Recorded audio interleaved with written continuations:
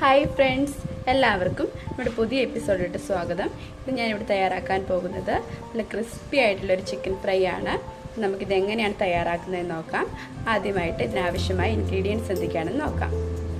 Chicken fry ചെയ്യുന്നതിനായിട്ട് ഞാനിവിടെ 1/2 kilo chicken എടുത്തിട്ടുണ്ട്. അതുപോലെ അരപ്പിന് വേണ്ടി കുറച്ച് മല്ലിയിലയും പുതിനയിലയും 2 കഷ്ണം പച്ചമുളക്, പിന്നെ ഒരു ചെറിയ കഷ്ണം ഇഞ്ചി, 2 ടേബിൾ സ്പൂൺ മല്ലി, പിന്നെ 5 അല്ലി വെളുത്തുള്ളി, 1 ടീസ്പൂൺ കുരുമുളക്, പിന്നെ ഒരു ചെറിയ കഷ്ണം വാളംപുളി, പിന്നെ 5 ഗ്രാമ്പൂ, 2 പട്ട, അതുപോലെ 2 ഏലക്കായ എടുത്തിട്ടുണ്ട്.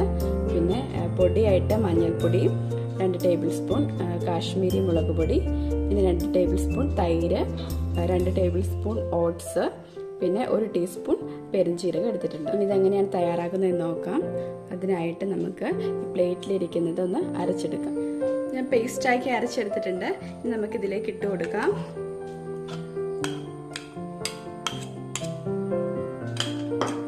ഇനി ഇതിലേക്ക് നമ്മൾ എടുത്തു വച്ചിരിക്കുന്ന മഞ്ഞൾപ്പൊടി, ഓട്സ്, മുളക് പൊടി, തൈര്, അതുപോലെ തന്നെ പെരുംജീരകം കൂടി ചേർത്ത് നന്നായിട്ടൊന്ന് മിക്സ് ചെയ്ത് കൊടുക്കുക.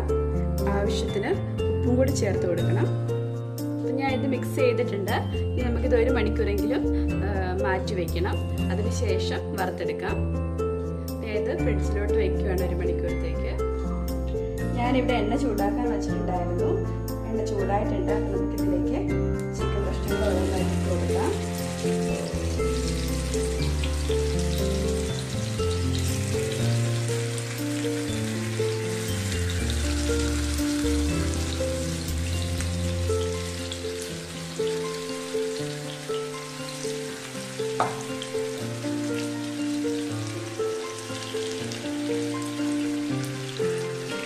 ചിക്കൻ്റെ ഒരു സൈഡ് ഫ്രൈ ആയിട്ടുണ്ട്. അപ്പം നമുക്കൊന്ന് മറിച്ചിട്ട് കൊടുക്കാം.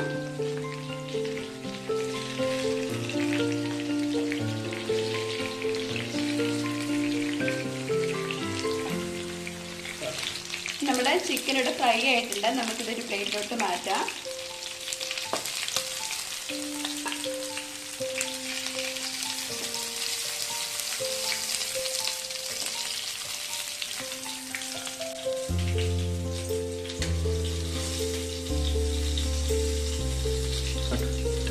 നല്ല ക്രിസ്പി ആയിട്ടുള്ള ചിക്കൻ ഫ്രൈ ഇവിടെ റെഡി ആയിട്ടുണ്ട്.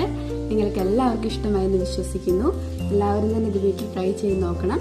ഈ വീഡിയോ ഇഷ്ടമായിട്ടുണ്ടെങ്കിൽ ലൈക്ക് ചെയ്യാൻ മറക്കരുത്. അതുപോലെ തന്നെ നമ്മുടെ ചാനൽ ആദ്യമായി കാണുന്നവർ സബ്സ്ക്രൈബ് ചെയ്യാനും മറക്കരുത്. വീണ്ടും മറ്റൊരു റെസിപ്പിയുമായി കാണാം. അതുവരേക്കും ബൈ.